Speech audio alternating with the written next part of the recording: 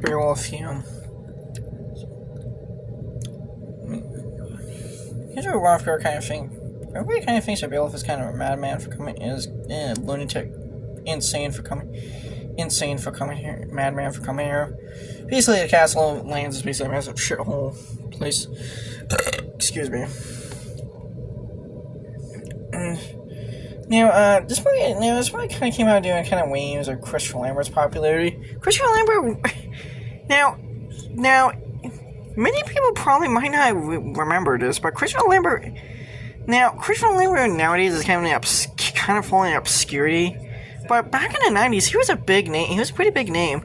Okay, now compared to like actors like Liam Neeson, like Daniel Day-Lewis, he wasn't that huge.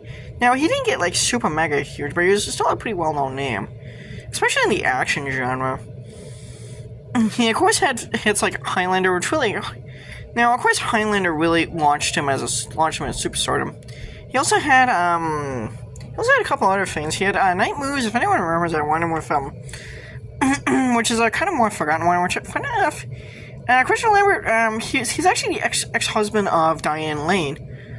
Yeah, Diane Lane, the kind of one-way actress, who I'm sure you might recognize from quite many things. Night Moves actually.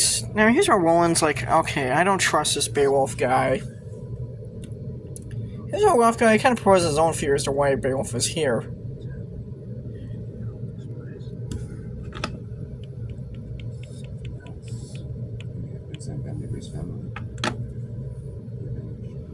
Here's where Roland comes up with his own theory. He thinks that Beowulf is sent by Hrothgar's son-in-law's family to by Nivi's family, who's of course Nivi is Hrothgar's deceased son-in-law and Kyra's deceased husband, who you never actually see flashbacks of how he died.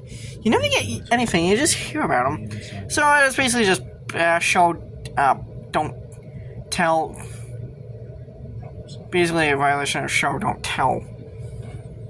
I mean, Now, a common criticism of this movie is not only a cheapness, but some people claim that this movie, the kind of cheapness of this movie. I mean, now, back about Christopher Lambert.